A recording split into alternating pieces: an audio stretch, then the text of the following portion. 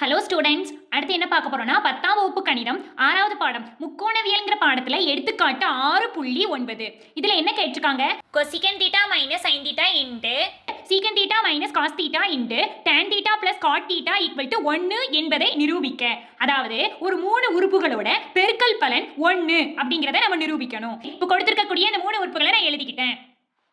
இப்போ இதுல எதை மாத்தணும் அப்படின்னா பொதுவாக அந்த கணக்குகள்ல எல்லாமே சைன் தீட்டா காஸ் தீட்டான்னு வரும்படி நம்ம மாத்திக்கிடணும். ஓகே, இப்போ இதுல கொசிகன் தீட்டா இருக்குது, இதை வந்து நம்ம சைன் 1 பை சைன் தீட்டான்னு மாத்தலாம்.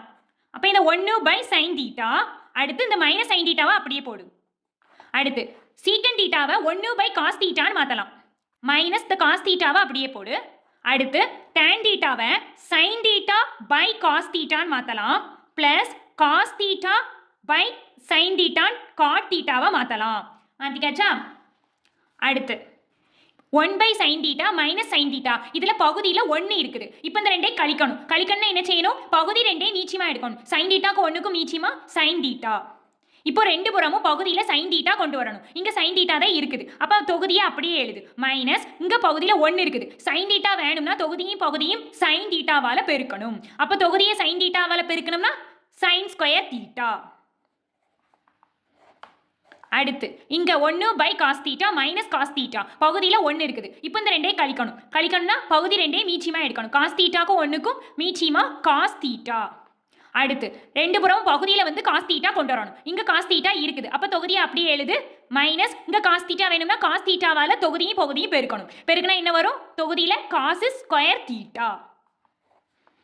அடுத்து இப்போ இந்த ரெண்டையும் கூட்டணும்னா பகுதி ரெண்டையும் மீச்சியமாக எடுக்கணும். காஸ் தீட்டாக்கும் சைன் தீட்டாக்கும் மீச்சியமாக என்ன? இந்த ரெண்டோட பெருக்கல் பலன் sine theta into cos theta, அல்லது காஸ் தீட்டா இன்டு சைன் தீட்டான்னு கூட போடலாம்.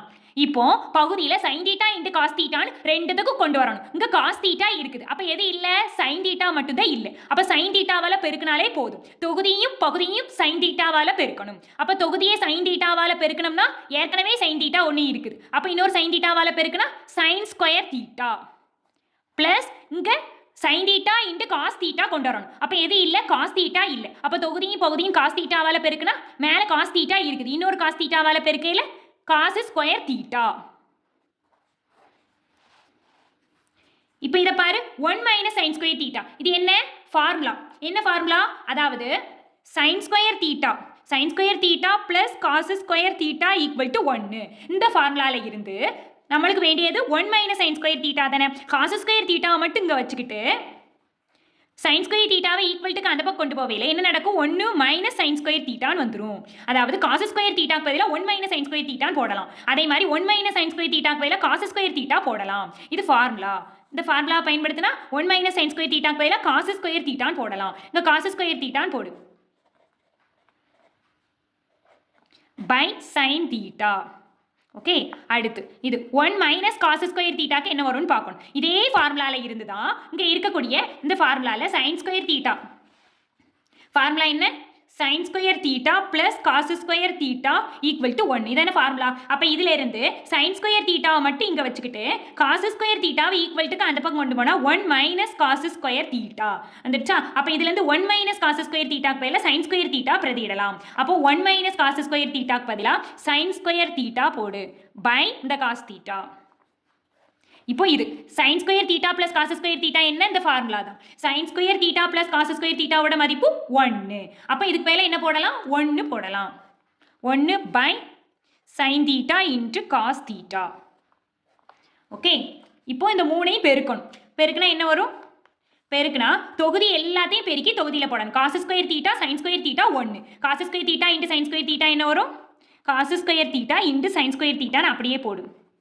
பை இப்போ பகுதி எல்லாத்தையும் பெருக்கணும். இங்கே ஒரு சைன் தீட்டா இருக்குது, இங்கே ஒரு சைன் தீட்டா இருக்குது. அப்போ இதை நம்ம சைன் ஸ்கொயர் தீட்டான்னு எழுதலாம். அடுத்து இங்கே ஒரு காஸ் தீட்டா இருக்குது, இங்கே ஒரு காஸ் தீட்டா இருக்குது. அப்போ இதை காஸ் ஸ்கொயர் தீட்டான்னு எழுதலாம். எழுதியாச்சா? இப்போ இங்கே காஸ் ஸ்கொயர் தீட்டா இருக்குது, இங்கே காஸ் ஸ்கொயர் தீட்டா இருக்குது. கேன்சல் பண்ணியாச்சா? அடுத்து இங்கே சைன் ஸ்கொயர் தீட்டா, இங்கே சைன் ஸ்கொயர் தீட்டா. கேன்சல் பண்ணியாச்சா? அப்போ ஆன்சர் என்ன? 1. ஆன்சர் 1. நிரூபிச்சாச்சா? அவ்வளோதான்.